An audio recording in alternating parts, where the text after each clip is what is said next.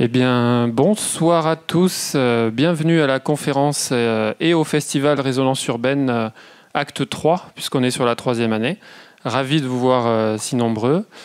Donc voilà, ce festival Résonance Urbaine donc, qui est né en 2019. On essaye de faire le maximum pour monter en régime chaque année. Vous avez un peu le line-up, la programmation de cette année avec des artistes de grande qualité. On a eu la chance d'avoir Mademoiselle Maurice et Dir 132 qui nous ont fait cette superbe fresque sur le boulevard Jean Moulin, sur l'école Mongeroustan, en avant-première, puisque c'était dédié à la Journée nationale de la résistance. On a enchaîné, là, vous avez Codex Urbanus devant vous, de son vrai prénom Antoine, qui nous fait le plaisir et l'honneur de venir, parce que c'est vrai qu'il est quand même relativement spécialiste du street art et qu'il donne régulièrement des conférences. Il a d'ailleurs écrit ce bouquin « Pourquoi l'art est dans la rue », qui pourra vous dédicacer à la fin de la conférence. Et qu'on a d'ailleurs à la bibliothèque en prêt ici. Et Philippe Rosenpick, qui est avocat, mais aussi surtout passionné, amateur, collectionneur d'art urbain et qui est chroniqueur dans Graffiti Art Magazine, qui nous fait le plaisir d'être là en voisin, parce qu'en fait, il est aussi, à ses heures, programmateur de ce festival d'art urbain qui va faire sa 2e édition cet été, le Grimaud Art Urbain, à partir du 20 juin. Et je vous invite à aller voir ce qui va se passer à Grimaud cet été, parce que nous, notre philosophie, c'est pas du tout d'être dans une concurrence. Au contraire, on est dans un relationnel. Et ça nous permet aussi de s'inscrire dans l'échange, de, entre guillemets, s'échanger des artistes. Pour la première fois, vous voyez, Olivia Paroldi, qui vient de faire son œuvre dans les escaliers du centre culturel dédié à l'enfance. Cet été, elle va aller à Grimaud avec les autres artistes. Et puis peut-être que des artistes qui vont aller à Grimaud cet été viendront à Saint-Raphaël l'année prochaine. Donc, bienvenue et merci d'être là ce soir. Je voulais quand même vous dire un petit mot sur le contenu de ce festival, mais aussi de ce parcours qu'on appelle le parcours street art.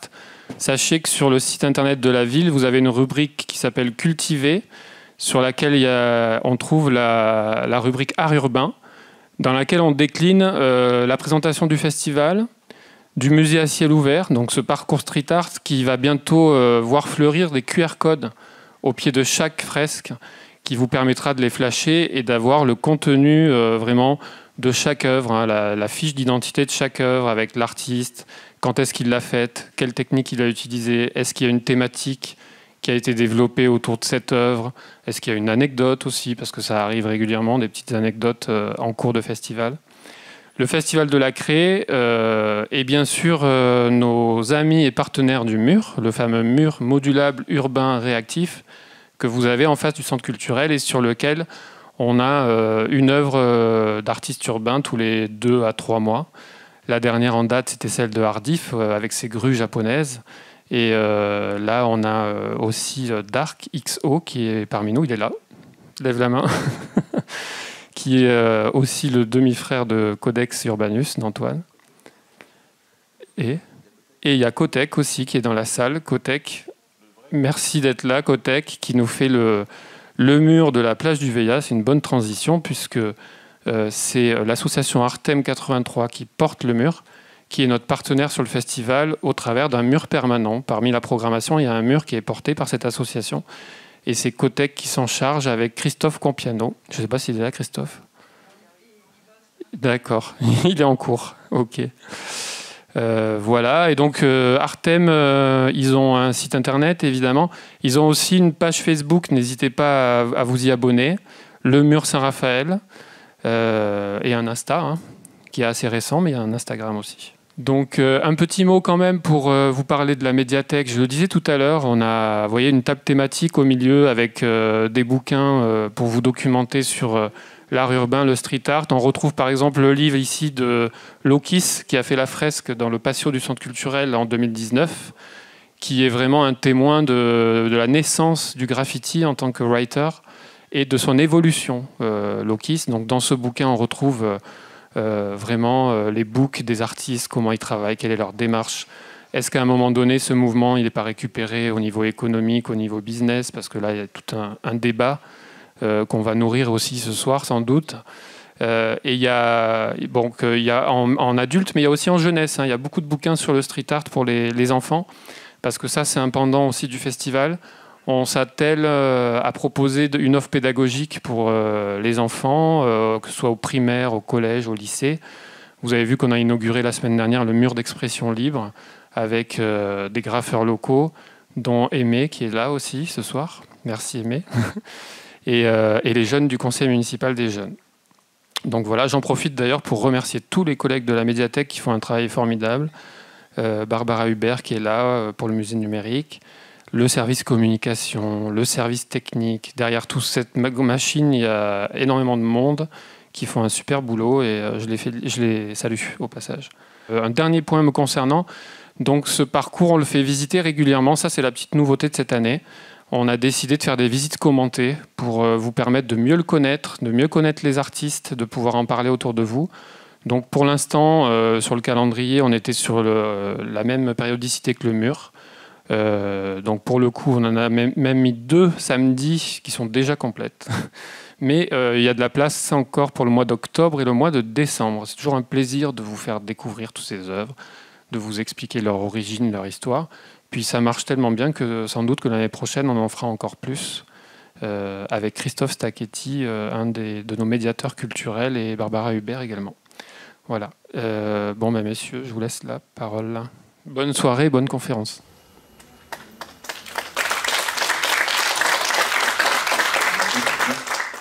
Bonjour à tous, je suis Codex Urbanus, effectivement je suis un street artiste et je participe au festival Résonance Urbaine où je fais à la fois un mur qui se trouve au parking Bonaparte. J'expose en galerie avec Dark dans le quartier des Arts rue des Safraniers et je fais une conférence à laquelle vous avez la chance d'assister, bande de vénards. Donc cette conférence consiste à essayer de comprendre qu'est-ce que c'est que cette histoire de street art. En fait, j'ai une définition qui m'est personnelle, mais qui me semble la plus efficace pour comprendre ce qu'est le street art. Le street art, c'est le fait pour des hommes et des femmes de placer de l'art gratuitement, systématiquement et sans autorisation dans l'espace public. Et c'est cette sorte de sans autorisation qui est très intéressante parce que, en fait, avant les années 60, on n'a pas de précédent historique. Il n'y a aucun moment où des femmes et des hommes ont placé de l'art gratuitement, systématiquement et sans autorisation dans l'espace public. Et donc c'est de ça qu'on va parler aujourd'hui. Avant d'avancer, d'essayer de comprendre pourquoi des hommes et des femmes ont commencé à faire ça, il faut s'accorder sur les définitions. Le monde de l'histoire de l'art, c'est vraiment l'art en train de se faire. Les experts ne sont pas encore capables d'avoir des idées très claires là-dessus. On va en parler pendant la conférence. Et donc du coup, afin de se comprendre, il faut qu'on s'accorde sur certaines définitions. Donc les définitions préliminaires. Alors qu'est-ce que c'est ça? C'est des graffitis, tout à fait. Alors les graffitis, c'est vieux comme le monde. Ça consiste à écrire, alors, parfaitement illégalement, quelque chose sur le mur. Ça peut aller du petit dessin au truc obscène. Je suis au 0624. Le roi est un connard. Je veux gifler Macron. Montjoie Saint-Denis, à bas la Macronie, tout ça. Et donc ça, c'est vieux comme le monde. Il y en a à Pompéi, il y en a dans les prisons des Templiers médiévales, on en trouve dans les chiottes de bar. Et c'est pas de ça dont on va parler parce que là, il nous manque le côté systématique. C'est-à-dire qu'on a vraiment des gens qui ponctuellement vont mettre des choses. Ça peut être de l'art. Il y a ce livre qui s'appelle Graffiti de Brassailles où il prend en photo des graffitis des années 30 dans Paris. Clairement, c'est de l'art. Par contre, on n'a pas un artiste qui revient et qui fait tout le temps des graffitis autour d'un thème ou d'une manière qui est la sienne. Donc ça, c'est la première définition. La deuxième, qu'est-ce que c'est ça? Pardon? Ah, c'est mignon, c'est de l'art. Oui, c'est pas faux, je suis d'accord. Mais c'est du graffiti. Alors, c'est le graffiti avec un grand G. Et là, on a affaire à un mouvement extrêmement cohérent. Un mouvement qui apparaît à un moment donné, on va en parler, qui est un mouvement qui travaille à la bombe ou au marqueur et qui fait du lettrage. Donc le graffiti, ça a une unité de fond. On est sur du lettrage, des gens qui vont mettre leur nom, leur blaze comme on dit, ou celui de leur crew, de leur équipe. Contrairement aux graffitis de Pompéi ou les graffitis qu'on voit souvent qui disent Jean-Pierre et Yvonne étaient là, Dans le graffiti, c'est le contraire. Le graffiti, ce sont des gens qui vous disent vous êtes chez eux. En fait, ils revendiquent le territoire et ils s'adressent principalement, non pas à vous en tant que passant, mais aux autres graffeurs. Donc c'est assez cryptique. Il y a aussi une unité de forme, puisqu'effectivement, le graffiti, c'est à la bombe ou au marqueur, et donc on ne va pas avoir de graffiti à la craie ou à la mosaïque. Ça, ça n'arrive pas. Ensuite, ça, c'est le street art. Alors le street art, et c'est là où ça se complique, c'est que le street art, contrairement au graffiti, il n'a pas d'unité de forme et il n'a pas d'unité de fond. Il n'a pas d'unité de forme parce qu'on va avoir du collage, de l'affichage, de la bombe, du dessin direct, de la craie, de la mosaïque, du travail sur un matériel urbain. Enfin, il y a vraiment de tout dans le street art. Il n'a pas d'unité de fond parce qu'on va avoir du street art qui va être engagé, on va avoir du street art abstrait, figuratif, poétique, on va avoir conceptuel même de temps en temps, ça arrive.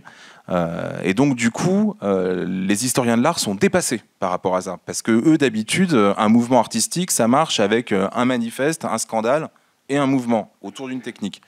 Et là, ils n'ont pas ça. Et en fait, ce qui unifie clairement ce que vous voyez à l'écran, c'est l'absence d'autorisation. C'est vraiment ce mouvement-là dont on parle, un mouvement qui s'affranchit des autorisations, qui prend la liberté de montrer son travail sans aucune autorisation. Et enfin, la dernière chose, c'est l'art contemporain. Donc voilà, moi, quand on va parler d'art contemporain ce soir, on va parler de ça. C'est l'art contemporain dit de la démarche, des ready-made, des installations artistiques, l'art que vous verrez dans les FRAC, l'art officiel, que personne n'a chez soi, bien sûr, et dont on va aussi pas mal parler, parce que cet art-là est très problématique et qu'il a participé finalement à l'émergence du street art. Alors c'est parti pour l'histoire du street art. Remis la définition pour que ce soit bien clair. Alors, quelles sont les causes qui ont permis l'apparition du street art? Souvent, les gens ont des tracés directs. En fait, bien évidemment, on va le voir, c'est quand même assez mosaïque, l'apparition du street art. Il y a plusieurs causes et plusieurs choses qui apparaissent au même moment. Mais il y a aussi une tendance de fond qui préside à l'apparition du street art. Moi, là, pourquoi je me suis intéressé à ça? Parce que forcément, à 40 ans, j'étais là à dessiner sur les murs sans autorisation. Je me suis dit, qu'est-ce qui s'est passé? Pourquoi j'en suis arrivé là? Et j'ai cherché dans la littérature existante à essayer de comprendre ce qu'était le street art et comment il était apparu. Et aucun des livres que j'ai consultés ne m'apportait cette réponse. En fait, ils marchent tous de la même manière et ils commencent tous avec des choses qui non seulement sont erronées, mais en plus viennent biaiser la réflexion. La première chose, c'est ça. Alors, vous ouvrez un livre qui s'intéresse au street art et bim, c'est genre le marronnier, c'est Lascaux, Chauvet, les préhistoriques. Alors oui, c'est sur des murs. C'est de l'art pariétal, c'est sur une paroi, donc effectivement, c'est pas hors sujet. La différence, c'est que c'est pas sans autorisation et que les grottes de l'Aurignacien ne sont pas les boulevards de cette période. Ce qui nous reste des préhistoriques, on savait que déjà à l'époque, c'était extrêmement difficile d'accès pour eux, c'était des sanctuaires. On n'a pas la moindre idée de ce pourquoi ils faisaient ça. Mais ce qui est sûr, c'est que c'est pas un chasseur-cueilleur qui partait en loose day un soir avec un peu de suie sur les mains pour aller faire un pochoir dans la grotte. Par contre, c'est vrai qu'au niveau technique, on va avoir des parallèles qui sont bluffants, et notamment l'invention du pochoir. On a tous en tête ces gens qui mettaient des pigments dans leur bouche et qui soufflaient sur leurs mains pour faire des pochoirs en négatif. Bon, il y a bien évidemment des liens, mais on n'est pas du tout sur du street art. Ça, je l'ai mis aussi, on en a parlé, hein, c'est les graffitis de Pompéi. Donc pareil, hein, c'est le marronnier des livres sur le street art. On a tout de suite Pompéi. C'est vrai que Pompéi, c'est truffé de graffitis. Et des graffitis qui sont des dessins aussi. Là, par exemple, c'est un résultat de match de gladiateurs. Mais on est vraiment sur autre chose que ce dont on va parler aujourd'hui. Par contre, pour comprendre l'émergence du street art, il faut un peu faire d'histoire de l'art et repartir au Moyen-Âge. Au Moyen-Âge, en Occident, on a arrêté de faire de l'art graphique avec une forme d'excellence. Chez les Grecs et les Romains, on essaye de représenter la réalité telle qu'elle est. On va faire des trompe-l'œil, des choses extrêmement complexes avec de la perspective. Au Moyen-Âge, tout devient un peu fantasmagorique. Même les disciplines scientifiques, hein, on sait que la médecine était complètement folle, que la chimie c'est l'alchimie, que l'astronomie c'est l'astrologie, tout est teinté de merveilleux tout le temps. Pour les gens du Moyen-Âge, voir un lion, voir une licorne, ça correspond à la même case, hein, ces animaux qui existent mais qu'ils n'ont jamais vus. Et donc on voit dans leur art notamment par exemple l'absence totale de perspective. On n'est que sur du symbole. Là c'est la tapisserie de la Dame à la licorne. Et donc du coup on cherche pas du tout à représenter la réalité, on cherche juste à représenter le merveilleux, à toucher le divin en fait avec l'art. Toute cette chose fantasmagorique, elle va infuser le Moyen-Âge jusqu'au moment de la Renaissance. À la Renaissance, on redécouvre les ornements, on redécouvre la raison en fait, le procédé scientifique, et là ça va relancer la machine, on ressort les anciens Grecs, Pythagore, etc. On va faire de la perspective, les artistes vont devenir des savants. Laurent de Médicis recrée une académie à Florence, c'est un artiste qui va concevoir le dôme de la cathédrale de Florence, on connaît les travaux de Léonard de Vinci, le Portillon de Durer, etc. On est vraiment sur des artistes qui sont des scientifiques, mais on se réveille aussi comme d'un rêve de ce Moyen-Âge. Là, par exemple, j'ai choisi, parce qu'en plus j'adore les monstres, mais j'ai choisi un des livres d'Ambroise Paré. Ambroise Paré, c'est ce chirurgien qui se dit la médecine est complètement dingue, c'est complètement faux et il faut faire des dissections et apprendre sur le vif et avoir une démarche raisonnée pour la médecine. Et en même temps, il nous fait quand même un livre sur les prodiges et les monstres qui présentent comme des données scientifiques. Mais donc du coup, c'est vraiment ce moment où on se réveille. Par la suite, la raison progresse. On arrive au 19e siècle où là, tout devient extrêmement scientifique. On fait la vapeur, on fait l'électricité, on conquiert le monde. Et là, on s'emballe. C'est-à-dire que fin du 19e, tout part un peu en vrille. On se dit, OK, la raison, ça marche super bien. On est capable de faire rouler des trains. On arrive maintenant à faire voler des aéronefs. En fait, finalement, tout ce qui est un peu fantasmagorique, tout ce qui est un peu artistique, c'est un problème. Il faut rester que sur ce qui est utile, que sur ce qui est efficace. Alors les suites de ce cancer de la raison, on les connaît en politique, avec le totalitarisme qui arrive à cette période-là, hein, où d'un seul coup, il faut que le citoyen cesse d'être un humain, ça devient un rouage qui doit travailler dans un système économique établi et dans l'intérêt d'un leader clairement identifié. Et on sait où ça nous a menés. On le voit aussi beaucoup en architecture. Et j'ai même apporté ce texte qui est assez fondateur. Un mec qui s'appelle Adolphe Loos, je ne sais pas si vous connaissez, c'est un architecte fonctionnaliste comme Le Corbusier. Ce sont des gens qui veulent que l'architecture soit juste fonctionnelle, utile, et donc qu'elle soit débarrassée d'une gangue d'ornements. Et alors lui, il va très très loin, son bouquin s'appelle « Ornement et crime », et en fait, il dit « l'ornement, c'est criminel ». Il faut, pour que les choses soient efficaces, qu'on s'en débarrasse. Sa démonstration tient notamment sur le tatouage, où il dit 80% des détenus sont tatoués, donc ça veut bien dire que l'ornement, ça a un lien avec le crime. On rigole, mais n'empêche que c'est cette idée-là qui va infuser l'architecture jusqu'à aujourd'hui. On est encore dans ce domaine-là. Et forcément, pas loin d'Adolphe Loos, on a Le Corbusier, qui nous propose notamment en 1925 le plan Voisin. Alors, vous avez déjà vu ce plan ? Est-ce que vous reconnaissez de quelle ville il s'agit ? Exactement. Il s'agit de Paris. Hein, on voit notamment l'île de la Cité, en haut à droite. Et alors forcément, Le Corbusier est fonctionnaliste. Voisin, c'est aussi une marque de voiture. Donc l'idée, c'est qu'il faut que ce soit Charte d'Athènes, hein, qu'il y ait une partie pour la circulation automobile, des quartiers pour habiter, des quartiers pour travailler. Donc lui, il fait sauter le centre de Paris. Il nous met des tours partout. Il fait des grands axes. Et alors, si on veut avoir un petit sentiment un peu stalinien, il y a deux espèces de petits bitoniaux sur une très très grande place. Pour ceux qui connaissent Paris, ça c'est la porte Saint-Martin et la porte Saint-Denis. Donc ça donne un peu une idée de ce que ces gens-là, au début du XXe siècle, voulaient faire. On a de la chance, à Paris, ça s'est pas fait. Ça s'est fait dans beaucoup de villes. Hein. Ça s'est fait à Bucarest, ça s'est fait à Moscou, ça s'est fait le vieux port de Marseille, à sauter pour cette raison-là. Et donc du coup, on peut avoir des suées froides quand on regarde ce genre de choses. Mais donc du coup, enlever tout ce qui est ornemental, enlever tout ce qui est art dans ces disciplines-là, ben, on comprend ce que ça fait, mais qu'est-ce qui se passe quand on s'intéresse à l'art ? Est-ce qu'on enlève l'art de l'art ? Mais ça va être la question que les artistes se posent au même moment. Et ils vont avoir différentes solutions, mais nous, en Occident, on a celle-là. Après tout, si tout est art, Eh ben, rien n'est art, et en fait on a bouclé le bazar. 1913, Marcel Duchamp prend une roue de bicyclette, il dit c'est une œuvre d'art. 1917, tremblement de terre, il prend un urinoir, il le met sur un piédestal et il dit c'est une œuvre d'art. On pourrait se dire c'était rigolo, c'est de la fumisterie, etc. On est aujourd'hui, plus d'un siècle après, on est toujours là-dedans. Tout l'art officiel que vous verrez en frac et tout descend de Marcel Duchamp. Il n'y a plus de peinture, il n'y a plus de dessin.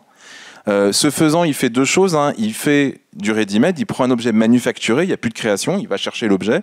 Il fait une petite pirouette. L'urinoir est présenté à l'envers. J'espère que vous l'avez remarqué. Et puis surtout, c'est le verbiage qui vient jouer. C'est-à-dire qu'on va raccrocher les wagons en faisant du blabla. Donc lui, déjà, il appelle ça fontaine. Ça marche, il se passe quelque chose. Et ensuite, plus ça va aller, plus on va avoir des cartels compliqués qui viennent expliquer pourquoi une brouette est une œuvre d'art, parce qu'elle questionne la société, tatati, tatata. Enfin, vous êtes tous déjà rentrés dans un centre d'art contemporain, j'imagine. Donc, je ne vais pas vous faire l'insulte de vous replonger dedans. Mais là, du coup, à la suite de ça, on va se retrouver dans une situation extrêmement compliquée pour les artistes, parce que l'art va devenir ça. La seconde moitié du XXe siècle, on va voir disparaître la peinture et la sculpture de l'art. Les gens qui faisaient de la peinture dans les années 80, c'est des gens à qui on disait vous êtes des tocards, vous êtes des ringards, tout ce qui est figuration libre, combasse, etc. On leur riait au nez à ces gens. Hockney, qui est quand même aujourd'hui très connu, il y a un moment dans les années 60-70, il faisait du figuratif parce que c'était son kiff, on lui disait c'est de la merde, et il a fait des tableaux qui ressemblent à de l'abstrait mais qui représentent des choses, notamment des façades de tours de Los Angeles, où effectivement on a l'impression que c'est du quadrillage, du Mondrian ou du Buren, et en fait pour lui c'était vraiment une peinture d'une façade de Los Angeles, mais ça montre bien que les artistes qui veulent faire des images, dans la seconde moitié du XXe siècle, se sont confrontés à un moment où en fait l'art était mort, où on ne pouvait plus faire d'images. Ça posait aussi des problèmes de vente. C'est-à-dire que les installations artistiques, c'est super quand vous avez un commanditaire institutionnel. Par contre, pour les vendre en galerie, c'est beaucoup plus compliqué. Enfin, je ne sais pas, ne serait-ce que pour les moyens de conservation ou l'espace que ça prend, c'est très difficile à collectionner. Et donc, le marché de l'art s'est littéralement effondré. On part d'un marché en 1900 où n'importe quelle personne de la bourgeoisie ou de la classe moyenne supérieure achetait de la peinture, à un moment dans les 60 où les acheteurs d'art contemporain, c'est une peau de chagrin.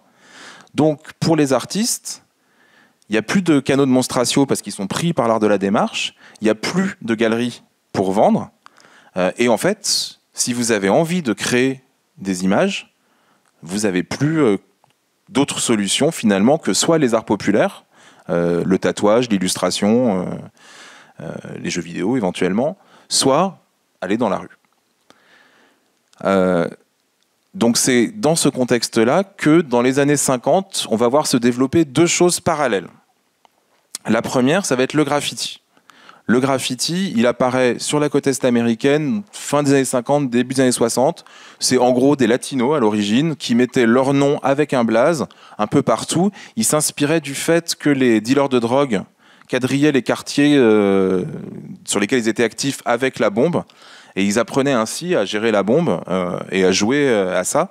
Et ça s'est développé comme une traînée de poudre, tant et si bien que dès les années 70, un terroir comme Manhattan s'est démonté au tag et au graffiti. Si vous regardez n'importe quel film de cette période-là, vous verrez du tag et du graffiti partout, partout, partout. À ce moment-là, en France, ça n'existe pas. Il faudra attendre les années 80 en France pour voir apparaître le graffiti. Donc là, on est sur quelque chose qui est assez intéressant parce qu'au début, quand même, c'est ghetto. Ça vient vraiment de ce monde de la cité, quoi. Alors, il y a cette personne qui s'appelle Afrika Bambaataa qui, dans les années 70, va essayer de réfléchir un peu à ce qui se passe et va comprendre qu'en fait, c'est un besoin artistique du ghetto. Alors, en plus, le ghetto américain, on est particulièrement privé parce que c'est des pays qui sont assez peu sociaux et qui ont peu de volonté d'éduquer et de montrer de la culture aux masses.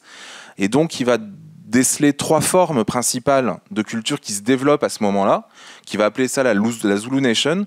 On a bien évidemment la musique, avec tout ce qui est soit musique électronique, soit slam et rap par la suite. On a la danse, avec le breakdance ou le hip-hop, qui qui est très reconnu aujourd'hui d'ailleurs. Et on a le graffiti, qui est en fait une forme d'expression picturale revendicative, puisqu'effectivement il s'agit de s'approprier un terrain et un lieu et de l'emmener aussi voyager, d'où la culture des trains.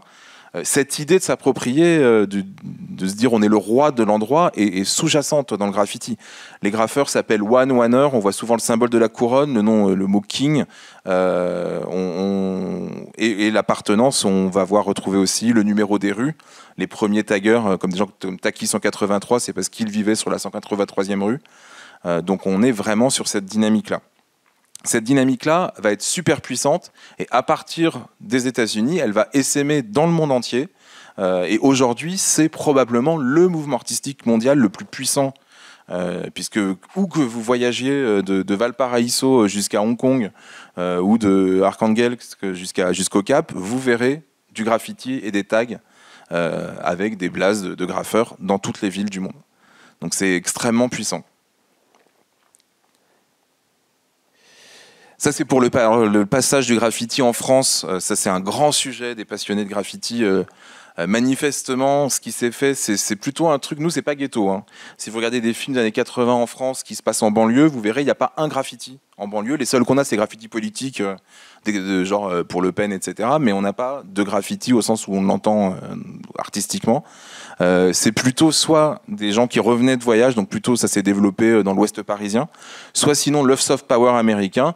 Là, par exemple, cette image, vous reconnaissez Taxi Driver, qui se passe à New York en 1974, et vous voyez que la ville est défoncée au graffiti. Donc le soft power américain a certainement eu un impact aussi sur le développement du graffiti en France, qui va démarrer ensuite très vite. Dès les années 80, on a une émission en prime time qui s'appelle HIP, HOP, qui présente du graffiti, etc. Donc on est un des pays pionniers du graffiti en Europe. Et du graffiti, rapidement, va apparaître par le canot américain du street art. C'est-à-dire que quelqu'un comme Keith Haring, qui a une formation plutôt de publicitaire, de DA en fait, qui vivait à New York, à ce moment New York est complètement défoncé, mais c'est aussi la Florence de notre époque, hein, c'est le moment où il y a Basquiat, Warhol, etc.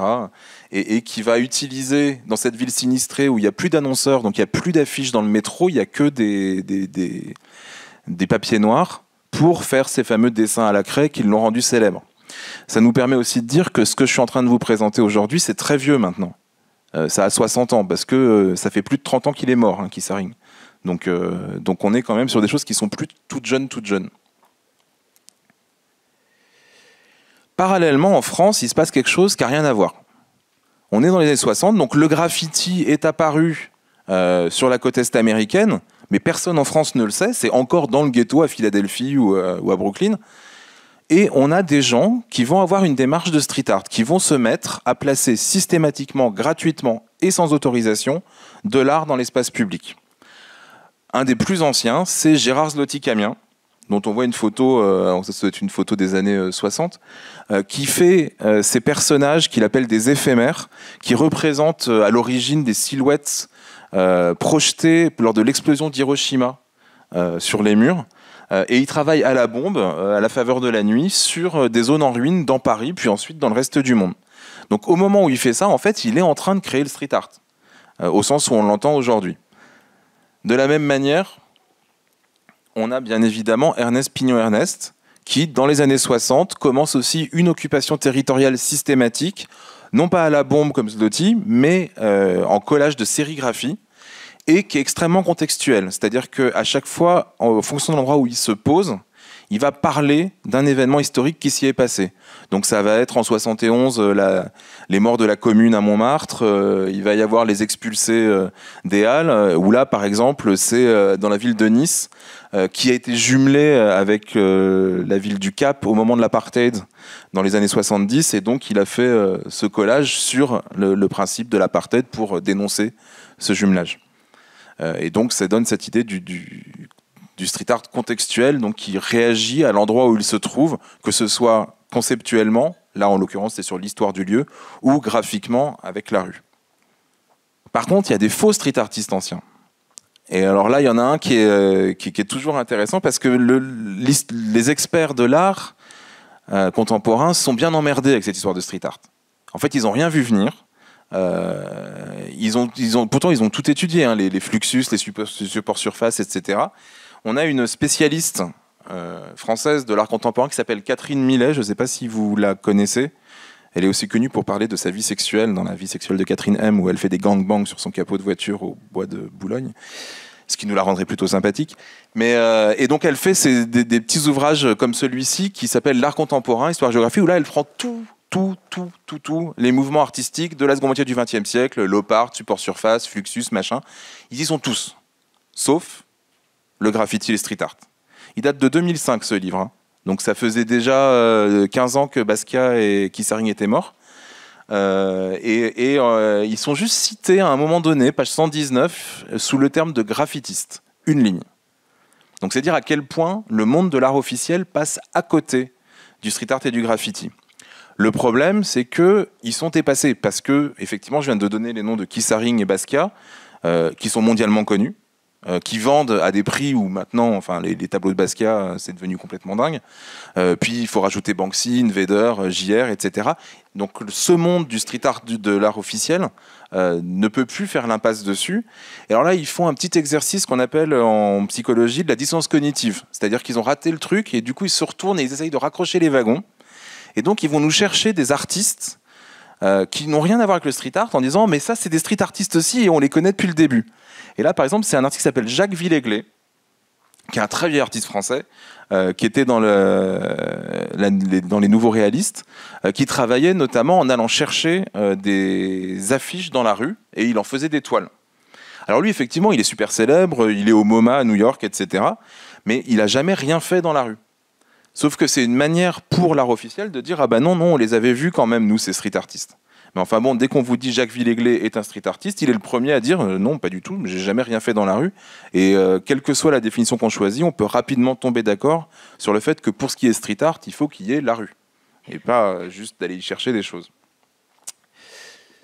Par la suite, à Paris, va rentrer le graffiti, va se développer le street art. Les années 80 à Paris, c'est vraiment un moment d'effervescence. Le street art explose, le graffiti explose.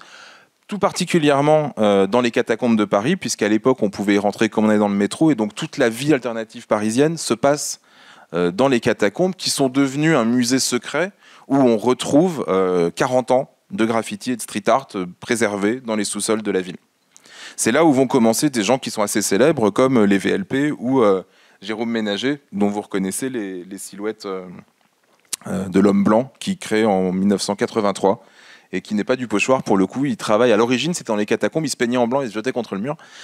Puis en fait il a rapidement compris que ça allait aussi vite de dessiner directement les formes.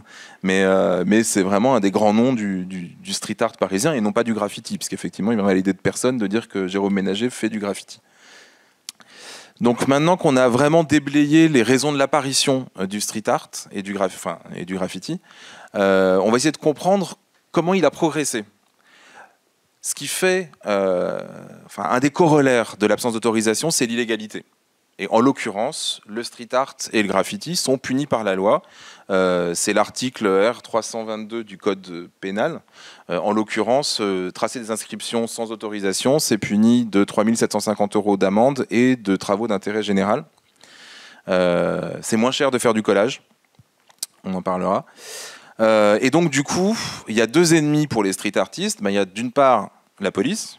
Personne n'a envie de se manger des amendes ou d'aller en garde à vue parce que c'est délictuel. Et il y a la propreté de Paris. Puisqu'effectivement, puisque c'est sans autorisation, ça a vocation à être nettoyé. Et donc, il y a deux impératifs dans le street art. Un impératif de furtivité. Il faut être le plus rapide possible pour pas se faire prendre. Et un impératif de longévité. Trouver des solutions pour essayer de contourner cette histoire de propreté de Paris. Donc on va voir un peu comment ça a influé sur le street art. Forcément, quand vous dessinez sur les murs, ça prend du temps. Comment faire pour aller plus vite ? La première chose qui va venir à l'esprit des street artistes, ça va être le pochoir. Alors le pochoir, c'est très français. Le pochoir, c'était enseigné à l'école des beaux-arts, ça a servi à balle pendant mai 68. Donc il n'est pas sorti de nulle part, mais à un moment donné, au début des années 80, il y a un artiste qui s'appelle Blake Lerat, qui va se dire, en fait, c'est super rusé de faire ça parce que le pochoir, le taf, je le fais chez moi, donc je découpe mes pochoirs. Et dans la rue, j'arrive, je fais pchit, je pars. En 2 secondes, c'est fait, donc ça laisse peu de temps pour se faire prendre. Donc c'est vraiment un des premiers points pour la longévité. À la suite de Blake Lerat, toute une série de street artists vont s'engouffrer dans le pochoir dans les 80, ce qu'on va appeler les pochoiristes des années 80.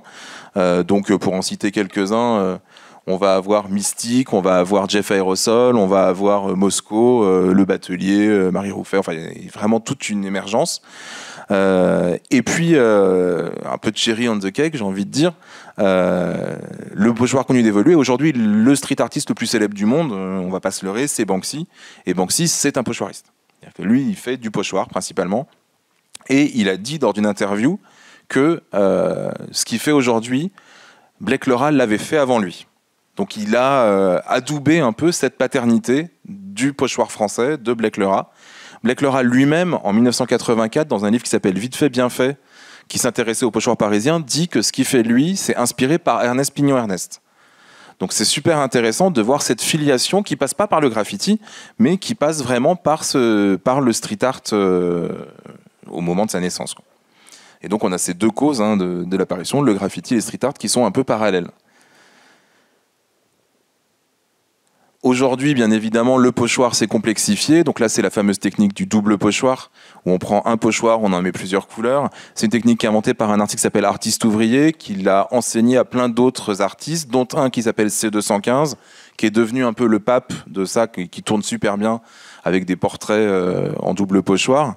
Mais il faut quand même rendre à César ce qu'il y a à César. C'est Artiste Ouvrier qui a inventé cette technique, qui marche super bien, et qui a l'avantage de pouvoir être faite dans la rue aussi assez rapidement.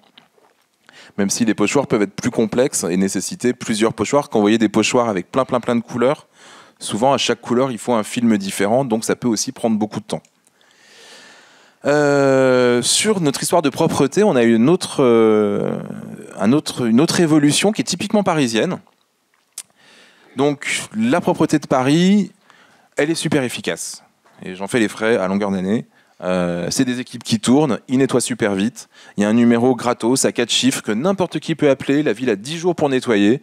Et donc, si vous voulez rester un peu, il faut trouver des solutions. Dans les années 90, il y a un artiste qui s'appelle Invader qui va faire des mosaïques, notamment, donc qui reprennent ces petits personnages d'aliens de jeux vidéo. C'est un jeu de mots visuels, en fait, entre les pixels des premiers jeux vidéo et la mosaïque. Et il va le poser, il en pose plusieurs, dont un en hauteur. Ça reste un certain temps, puis en fait, ça part pas. Et là, il a fait une découverte bien malgré lui. Il s'est rendu compte qu'au-delà de 3 mètres, la ville de Paris ne nettoyait pas pour des raisons d'assurance. Les employés de Paris ne sont pas assurés pour nettoyer au-dessus de 3 mètres. Et donc, si vous êtes au-dessus de 3 mètres, c'est chabit. Vous pouvez faire ce que vous voulez, ça restera. Et donc forcément, à la suite de ça, Invader va se lancer dans l'invasion. Donc on sait aujourd'hui qu'il en a fait, je sais plus, on est à 5000 ou 7000, enfin c'est complètement dingue. C'est un des grands noms du street art, c'est un des 4 artistes français les plus célèbres du monde. Et un Invader original, aujourd'hui, ça vaut 50 000 €. Donc si vous en avez un sur votre façade, ne le faites pas enlever. Voilà. Et donc à la suite d'Invader, toute une série d'artistes vont se mettre à coller en hauteur. Pour cette raison de longévité, ce qui est typiquement parisien, mais que vous verrez aussi dans les villes françaises, en général on les retrouve parce qu'ils essaiment, et ils transforment chaque coin de rue en mini-galerie d'art, en allant coller plein de petites choses en hauteur. Donc là on a Mr. P qui fait le portrait de De Gaulle, J-Up avec ses petites pieuvres, Auré avec son Quetzalcoatl, le diamantaire qui reprend des miroirs abandonnés, qui les recycle en diamant, etc., etc. Donc ça aussi, c'est typiquement parisien et ça répond à cet impératif de longévité. Pareil, forcément, pour éviter à la maréchaussée, il faut prendre de la hauteur. À Paris, comme dans beaucoup de villes d'ailleurs, on a la chance d'avoir, pour des raisons d'incendie, le fait que tous les toits sont accessibles par définition. Donc n'importe qui, une fois que vous rentrez dans l'immeuble, vous pouvez monter sur le toit. Et donc, pareil, le skyline de Paris est couvert littéralement de graffiti, avec certains artistes qui travaillent à la bombe et qui se spécialisent, comme par exemple Monsieur Chat, qui depuis 20 ans, enfin plus de 20 ans maintenant, fait son chat jaune, inspiré du chat du Cheshire d'Alice au Pays des Merveilles, et notamment qui avait commencé sur les toits. C'est une bonne manière aussi d'avoir une très grande longévité, parce que je vous assure que les équipes municipales ne travaillent pas en montgolfière, et donc restent au niveau du sol. Par la suite, pareil, pour la longévité, pour la furtivité, et surtout parce que c'est pas le même arsenal légal, on va voir se développer le collage. L'intérêt du collage, c'est que c'est plus furtif parce que le gros du boulot, vous le faites chez vous, et que surtout, c'est plus délictuel. Vous n'êtes plus en train de tracer une inscription sur le mur, c'est de l'affichage sauvage, donc c'est contraventionnel, ça c'est souillure, c'est puni de 68 € d'amende. Alors pourquoi est-ce que c'est moins puni que le graffiti? Parce que c'est tout aussi problématique pour la ville. Et bien tout simplement parce que les partis politiques l'utilisent pendant les élections. Et donc ils ne veulent pas taper sur leurs militants, donc c'est pour ça que plutôt que de les coller en garde à vue, ils ont dit bon, ben, on aura une amende de 68 €. Donc il y a plein d'artistes qui se mettent à faire du collage, et dont notamment certains qui mettent des pièces uniques. C'est le cas notamment de Le Valais, par exemple, qui lui est très contextuel. Hein, donc il trouve d'abord un lieu, ensuite il l'adapte, il fait une photo, et il travaille à l'encre de Chine sur papier craft pour ensuite coller dans la rue. Donc il fait des choses qui sont assez percutantes. De la même manière, un autre artiste qui s'appelle Philippe Erard. Alors Le Valais comme Philippe Erard seront d'ailleurs au Festival de Grimaud. Et donc Philippe Erard, qui lui est un peintre d'atelier. D'habitude, hein, les street artistes et les graffeurs, vous n'avez jamais leur vrai nom. Si vous avez le vrai nom d'une personne, c'est que soit c'est un usurpateur et qu'il n'a jamais rien fait dans la rue, soit c'est qu'il a une autre histoire. En l'occurrence, Philippe Erard, lui, il était déjà connu en tant qu'artiste d'atelier. Et vous savez comme c'est, l'art, hein, ça va, ça vient. Donc il a eu un moment où c'était la coqueluche, tout le monde en voulait. Et puis bim, dans les années 2000, grosse vague de creux. Il devient peintre en bâtiment parce qu'il faut bien qu'il paye ses factures. Plus personne ne lui achète rien. Et c'est dans cette dynamique qu'il décide d'aller dans la rue. Et il colle son travail d'atelier dans la rue. Et là, ça a relancé la machine, mais du coup, il le fait sous son vrai nom. Mais c'est aujourd'hui un des artistes les plus fascinants de la scène française, avec ces personnages très très poétiques qui sont vraiment surprenants quand vous les croisez dans la rue. Et donc c'est collé. Hardif. Alors là, Hardif, ce qui est intéressant, c'est que donc lui, il est architecte. Pareil, ça se passait pas très bien en architecture. Il se dit, moi, j'ai envie de dessiner. Il fait ses Mechanimals, donc des animaux mi-mécaniques, mi-animaux. Au début, forcément, ça fait un peu flipper de mettre son travail dans la rue en pièces uniques. Donc lui, il va faire des photocopies. Donc là, on pourrait se dire que c'est une campagne d'affichage. Mais effectivement, ça crée quelque chose, ça crée un buzz. Et aujourd'hui, bien sûr, Hardif, maintenant, il travaille directement sur le mur, etc., sans perdre la main sur cette conquête parisienne avec ces Mechanimals qui ont pris beaucoup d'ampleur et qui sera également il était au Festival de Grimaud l'année dernière et il y sera encore cette année. Plus pour la légalité aussi, il y a le travail à la craie. Alors l'avantage, c'est que des inscriptions, oui, mais l'article 322 dit qu'il faut que ce soit plus ou moins pérenne. Alors l'avantage de la craie, c'est qu'on a tous été plus ou moins à l'école où on a vu que ça partait avec de l'eau. Donc si vous travaillez à la craie, c'est un vide juridique. En fait, vous risquez rien. Et donc il y a pas mal d'artistes qui partent sur ce domaine. Là, c'est le cas de Jordan Saget, donc qui travaillent vraiment au geste. Et qui ont fait cette découverte, c'est que la craie, on imagine que ça part vite, mais en fait pas du tout. Il faut vraiment frotter fort, et donc en fait, en général, une fois que ces gens-là travaillent à la craie, ça reste un certain temps, donc c'est en fait assez efficace. C'est une bonne manière de contourner la problématique légale inhérente au street art. Et donc du coup, ce qui rend tout ça assez attachant, c'est que finalement, on trouve toutes ces pratiques artistiques qui se côtoient. Alors que dans les lieux de monstration officiels, on continue à avoir des tas de parpaings, des brouettes, des planches contre un mur et du verbiage à n'en plus finir. Dans la rue, on a des images, des peintures, des fresques. Et en fait, ça va susciter un intérêt incroyable. On va voir se développer des tours de visite guidée de street art en ville, des quartiers dédiés dans plein de grandes villes du monde, hein, Wynwood à Miami, Shoreditch à Londres, etc. Et puis bien évidemment des festivals comme ceux qui essaiment un peu partout sur la côte. Donc du coup maintenant on a vraiment débroussaillé les origines du street art, on a vu un peu les critères qui présidaient à son évolution. On est toujours dans un moment où les choses sont mal définies. Ce que je suis en train de vous dire là, ça ne regarde que moi. Vous pouvez avoir des idées complètement différentes sur les choses. Vous avez probablement tort et j'ai probablement raison. Mais bon, vous avez aussi le droit d'avoir votre avis pour l'instant. Mais du coup, c'est quand même bien de regarder un peu les écueils du street art. Comme le street art est mal défini, les gens imaginent que le street art, c'est quelque chose. Et quand les gens vous disent « j'aime pas le street art », vous savez qu'ils font un raccourci. C'est pas possible de pas aimer le street art parce qu'il est tellement divers qu'il y a forcément des choses que vous aimez et des choses que vous aimez pas. Donc l'affirmation j'aime ou j'aime pas le street art, en fait, elle n'a pas de sens. Donc certains de ces critères, ça va être les grands murs officiels. Alors là, c'est plus du tout la même chose, parce que pour faire une façade comme ça, il faut un échafaudage, il faut 7 jours de travail, il faut des équipes. Donc là, ça se fait avec autorisation. Donc on n'est plus du tout sur la même chose. Il s'est passé ça de bien que le street art et le graffiti ont relancé le muralisme. C'est-à-dire qu'à un moment donné où il n'y avait plus que de l'art de la démarche, les gens ont eu envie de voir des images, il y a eu une surenchère de taille, et aujourd'hui, on va voir des tonnes de grands murs essaimés. Le souci, c'est le monumentalisme, ça impressionne. Je ne sais pas si vous êtes déjà allé voir la Joconde au Louvre, c'est le tableau le plus connu du monde. Et ben, si vous restez et que vous écoutez les gens parler, ils sont tous déçus, parce que c'est so small, c'est tout petit. Et comment un aussi grand tableau peut être aussi petit? Et ça, c'est vraiment, c'est très nouveau riche, hein, mais on est hyper sensible au monumentalisme. Et du coup, pour beaucoup de gens, le street art, ça va devenir des grands murs. Et alors effectivement, on leur dit, bah oui, mais Invader, etc. Et ils disent, bah oui, mais bon. Et du coup, ça joue sur leur manière d'apprécier les choses. C'est pour ça qu'il faut remettre en perspective tous ces grands programmes officiels de street art avec des grands murs en disant bah oui, mais c'est pas juste ou c'est pas que ça le street art. En fait, si c'est fait avec autorisation, c'est de l'art municipal, c'est plus du street art. Qu'est-ce que je peux pourrir maintenant? Bon, ça c'est les festivals. Alors je vais pas trop les pourrir parce qu'on est quand même dans un festival et que ça craint de pourrir les festivals. Mais en fait, globalement, ça participe un peu à la même chose. Le festival, en fait, aujourd'hui, il y a de moins en moins de villes qui n'ont pas de festival. Pourquoi? Parce que pour une municipalité, le street art et le graffiti véhiculent des valeurs qui sont super intéressantes.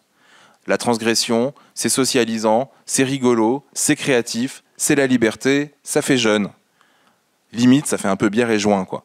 Donc, du coup, tout le monde en veut. Et en plus, en général, c'est vrai que c'est pas trop cher. Enfin, je veux dire, c'est pas la même chose que d'inviter Daniel Buren à faire un rond-point dans votre ville. Donc du coup, c'est assez rentable, ça fait un agenda culturel, et donc on les voit tous s'aimer. Moi, je suis super content de ça, parce qu'en plus, en festival, on peut faire des choses qu'on ne peut pas faire au milieu de la nuit, poursuivi par la BAC, donc c'est toujours très intéressant de faire ça. Par contre, il faut se dire, est-ce qu'à un moment donné, est-ce qu'il n'y aura pas un contre-coup de tous ces festivals de street art? Est-ce qu'on peut continuer comme ça, à avoir cette multiplication des festivals de street art, sans que ça devienne ringard ou, Donc ça aussi, je suis un peu dans l'expectative. Mais on ne peut pas réduire le street art au festival. Le festival découle du street art, il en est l'enfant, mais le street art, avant tout, c'est sans autorisation dans l'espace public au milieu de la nuit. Et ça, c'était aussi un exemple parce qu'effectivement, des grands murs, on peut en avoir aussi sans que ce soit officiel ou avec un festival. Certains artistes comme Dacruz, par exemple, au bord du canal de l'Ourcq, sont capables de faire des grands murs en vandale, comme on dit. Alors, l'engagement. Alors ça aussi, ça c'est un truc de nouveau riche un peu, c'est que oui, le graffiti, c'est souvent revendicatif, donc le street art est engagé. Je peux vous assurer que quand vous êtes street artiste, quand vous faites une interview, il y a toujours un moment où on vous dit quel est votre message. Ben moi, j'en ai pas de message. Moi, je fais des hybrides, je fais des petits animaux, c'est de la poésie, c'est de l'imaginaire, mais a priori, c'est pas de l'art engagé. Et en fait, il y a des tonnes d'artistes qui sont pas engagés. Alors, Invader, il est pas engagé. Il n'est pas en train de dire il faut libérer les aliens des jeux vidéo japonais. Donc l'engagement n'est pas le signe du street art. Bien évidemment, il s'y prête. Bien évidemment, il y a des artistes engagés dans le street art, des gens comme Combo, comme Banksy, comme même Mystique dans une certaine mesure. Mais c'est pas du tout nécessaire d'être engagé pour être street artiste. De la même manière, toutes les inscriptions engagées ne sont pas du street art. On a souvent associé les collages féministes au street art. Il n'y a pas de dynamique artistique. Là, on est sur de la revendication complètement classique qui consiste à mettre un slogan dans la rue pour demander quelque chose. Donc, ce n'est pas du street art en soi. Donc, il faut séparer vraiment les deux, le street art, le graffiti et l'engagement. Oui, alors ça aussi, bon, j'en parle forcément. Il n'y a pas que les municipalités que ça intéresse. Le street art, il y a aussi les marques. Et là, les marques sont prêtes à payer beaucoup d'argent pour pouvoir avoir ces valeurs de liberté, de transgression. Et donc, on va avoir d'un côté des artistes qui se font récupérer par des marques. Et ça arrive assez souvent de voir des graffeurs travailler pour LVMH, des street artistes dessiner des logos, enfin dessiner des dessins pour mettre sur des cartes bancaires. Donc ça, c'est déjà problématique. Voir un autre truc qui se développe, qui est le guérilla marketing, où on va créer de toutes pièces des faux street artistes pour pousser des produits. Par exemple, ça, c'est un artiste qui s'appelle Jam Deville. On ne sait pas qui c'est, personne ne l'a jamais rencontré, et son art, c'est de mettre des photos de chaussures Nike. Voilà. Voilà.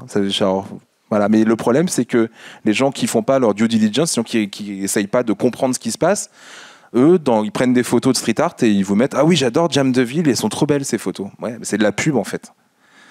Et pareil, à un moment donné, il y a eu des pochoirs Jordan.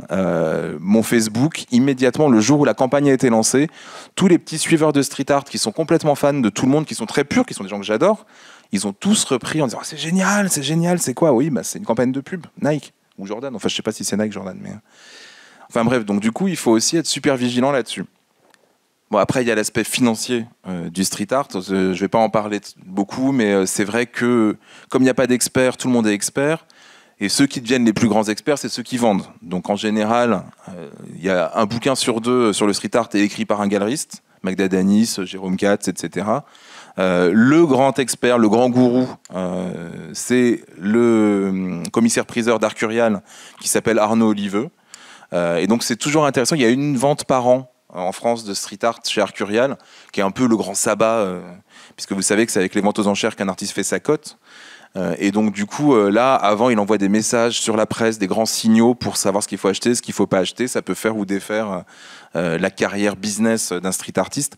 Donc là aussi, les spéculateurs, les collectionneurs ou ce genre d'experts, les utilisez pas pour faire votre jugement. En fait, le street art, c'est entre vous et la rue. Vous n'avez pas besoin d'experts. C'est ce que vous aimez, vous êtes complètement libre. De la même manière que l'artiste prend la liberté de vous imposer son art, vous avez la liberté de l'aimer ou pas l'aimer. Ne passez pas par les fourches codines de tel ou tel expert.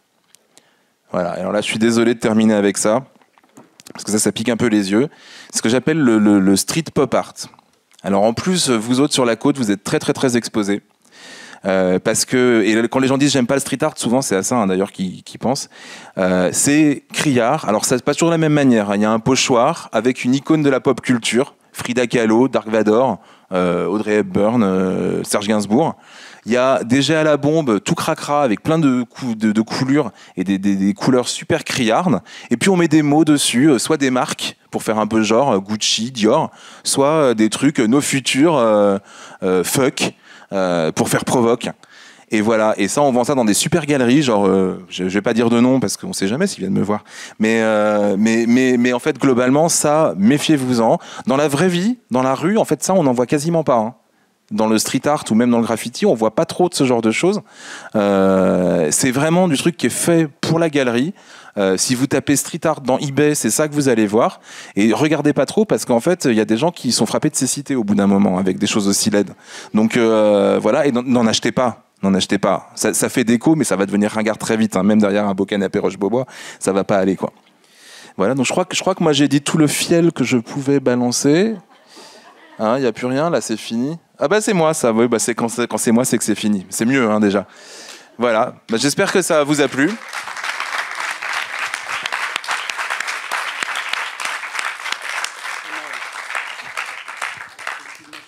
Et si vous voulez le ramener chez vous, c'est tout dans le bouquin aussi, et je peux le dédicacer à la sortie.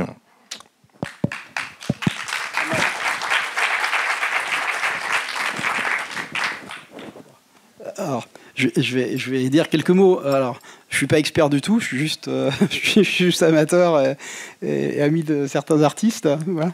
Ce qui me fascine en réalité, c'est que j'ai commencé par avoir un peu un centre d'intérêt sur l'art contemporain en réalité, et venant très tard, n'étant pas de cette génération-là, j'ai absolument rien compris en réalité.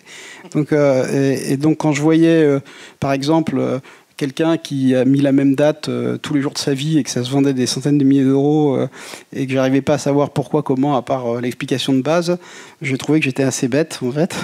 Et donc il y a toute une série de choses que je comprenais pas, y compris récemment encore la banane scotchée au mur qui vaut, je crois, 112 000 euros.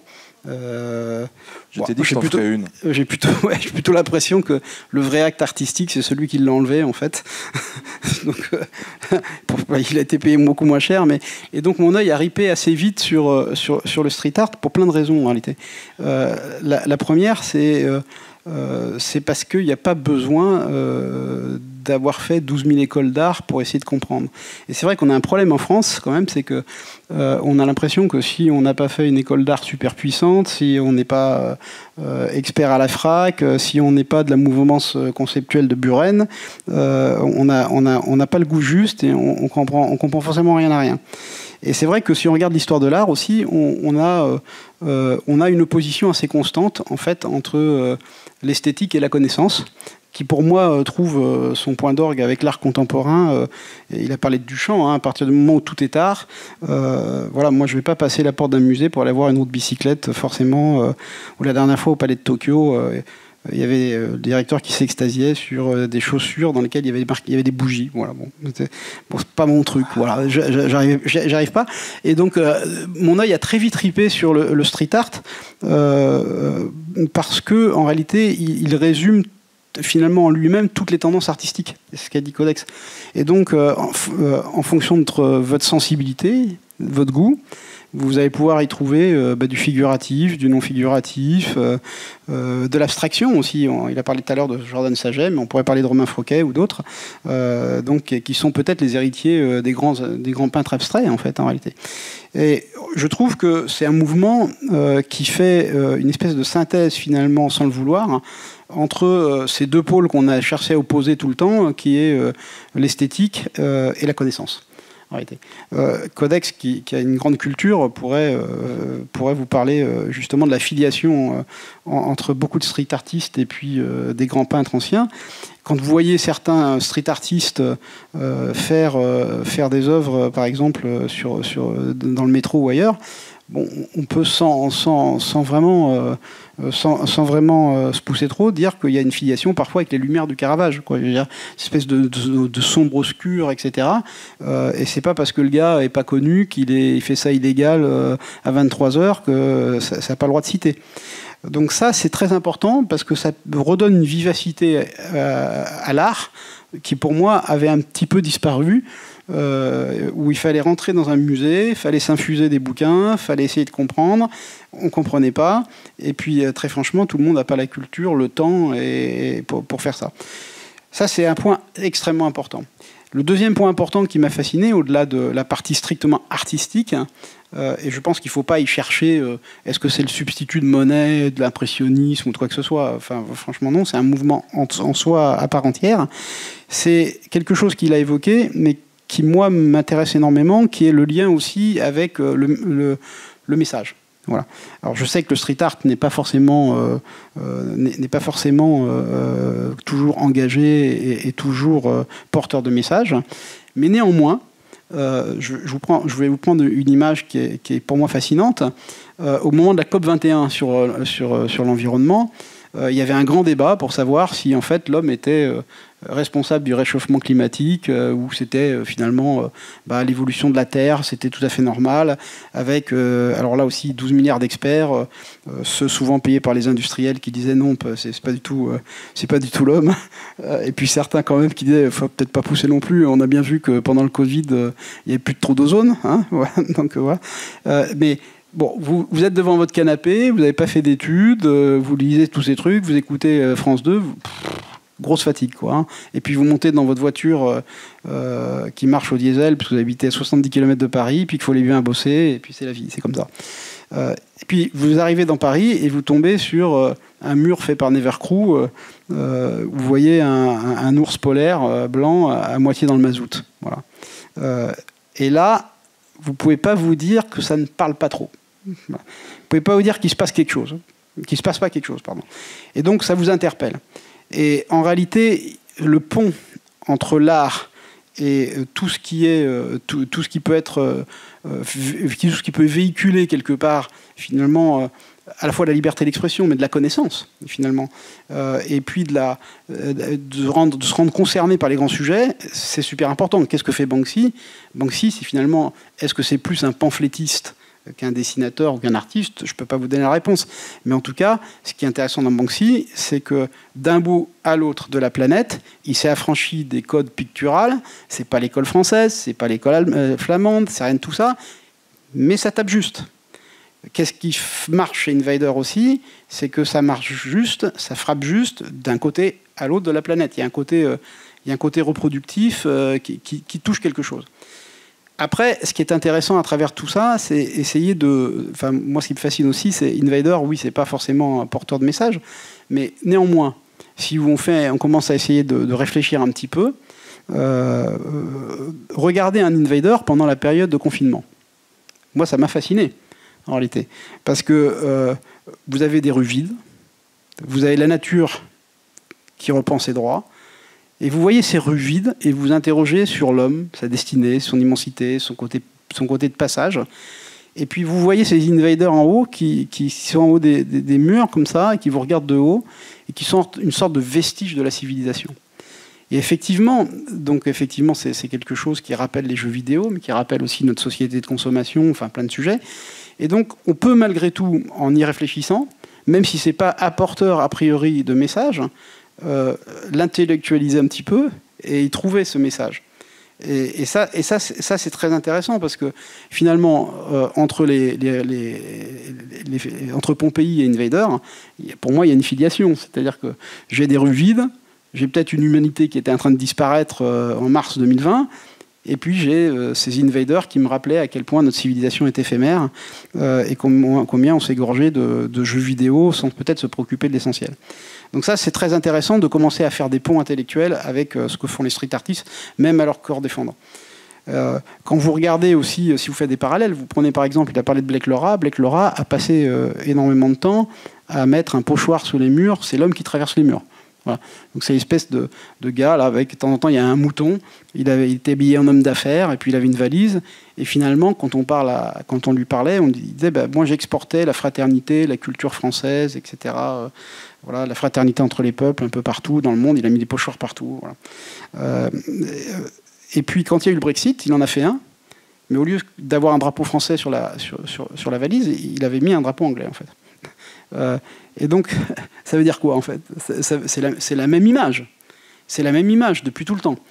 Néanmoins, on peut pas l'interpréter autrement que finalement de voir ce gars qui a passé 30 ans à franchir les frontières, à aller voir tous les pays du monde, à parler de fraternité, à parler de relations entre les peuples, etc. Et puis d'un coup, il revient avec le Brexit, il revient en Angleterre comme chassé par un coup de pied au cul, en fait. Hein. C'est un peu ça le thème. Et donc, ce qui me fascine, c'est toujours le pont qu'on peut avoir en fonction de ce qu'on a envie de voir, finalement, qu'on peut faire en intellectualisant un petit peu les choses aussi, parfois, entre le street art juste figuratif et finalement le street art engagé à son corps dépendant. Codex dit qu'il n'est pas engagé, mais il a quand même fait un tableau d'une de ces bestioles qui renverse les colonnes de Buren. Donc, c'est pas de l'engagement, ça, c'est juste du bon sens. Oui, c'est du bon sens. Voilà. Donc effectivement, comme si on avait besoin de finir avec cette séquence un peu conceptuelle, qui, de mon point de vue, aussi, un peu à phagocyter nos mouvements artistiques, que ce soit les combats et compagnie qui sont complètement fait bouffer par le conceptuel et le minimal. On a besoin, moi je trouve, d'en finir. Voilà, on a besoin d'en finir et de retrouver le figuratif. Et il y avait un très bel article qui avait été écrit à l'occasion d'une exposition sur Hockney. Hockney disait, finalement, Derrida avait tort. Voilà. Et qu'est-ce qu'il disait, Derrida? Il dit, Derrida, c'était quand même le pape du déconstructivisme. Hein. Voilà.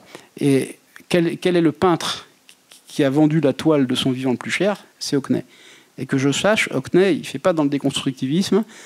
Il peint des paysages, il peint des piscines, il peint une relation à la nature, il peint une relation aux autres qui est incroyable. Donc ça aussi, ce chemin est très intéressant. On est quand même passé du figuratif à cacaboudin, c'est l'urinoir, c'est super bien, voilà. Et puis aujourd'hui, finalement, c'est peut-être pas mal d'avoir de la couleur, un peu de joie, des gens qui s'expriment dans la rue, toutes tendances confondues, et puis qui vous permettent, quand vous passez devant, de dire tiens, c'est rigolo, c'est intéressant, c'est séduisant, ça me donne une émotion, pas du tout. mais en tout cas, on voit des trucs. Voilà. Et ça, c'est fascinant. Quoi. On parle d'Olivia Paroldi avec ses collages. Voilà, moi, je suis émerveillé de ce que vous avez fait ici avec les collages d'Olivia qui parlent des droits de l'enfant. Voilà, c'est poétique, c'est magnifique, c'est formidable. Donc, pour moi, tout l'art urbain, c'est un peu toutes ces tendances-là. Avec bien sûr tous les risques du capitalisme, puisqu'il a parlé du consumérisme. Hein. Évidemment, les chaussures, c'est pas de l'art. Hein. On va être tous d'accord là-dessus.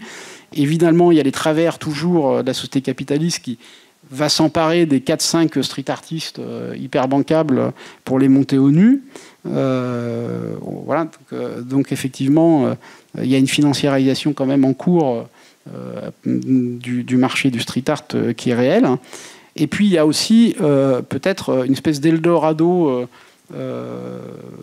qui est comme ça, quoi. Voilà, qui crée un bouillonnement où vous avez beaucoup de gens maintenant, quand vous ouvrez les revues, moi je découvre des dizaines de street artistes toutes les semaines, quoi, hein, que je ne connaissais absolument pas. Évidemment, il y en a partout dans le monde et d'une qualité très, très, très aléatoire. Hein. Donc après, si on parle d'art, et si on parle du pont avec les institutions, c'est bien ça qui les dérange. C'est qu'en réalité, même s'il y a quelque chose de visuel dans la rue qui vous parle, qui me parle, bah oui, c'est pas Monet, c'est pas Manet, voilà, c'est pas Van Gogh, mais c'est pas pour ça que c'est rejeté. Au contraire, puisque vous avez des milliers et des milliers de gens qui le voient et avec satisfaction. Voilà.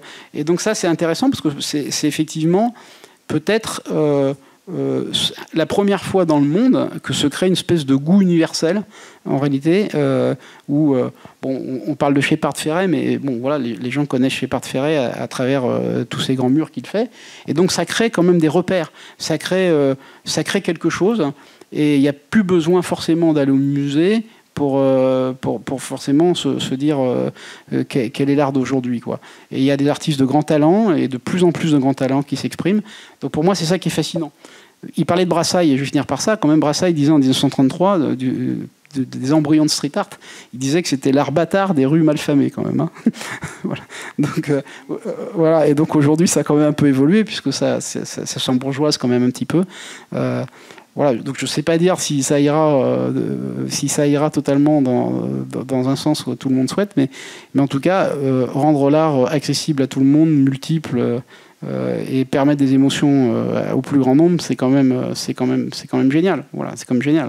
Voilà, c'est pas la peine de se dire je vais louper un truc, je n'ai pas suivi un cursus d'histoire de l'art pendant 5 ans. Voilà. Donc c'est pour ça que je trouve que c'est fascinant et simplement un conseil, et le même qu'Antoine, c'est quand vous aimez quelque chose, n'achetez que ce que vous aimez. Voilà. Ne vous faites pas embrigader par les revues, par les experts, par les ventes aux enchères qui sont des marchands en fait, hein, qui ont pour objet de monter en épingle un truc et de le laisser tomber le lendemain. N'achetez que ce qui vous fait plaisir. Voilà.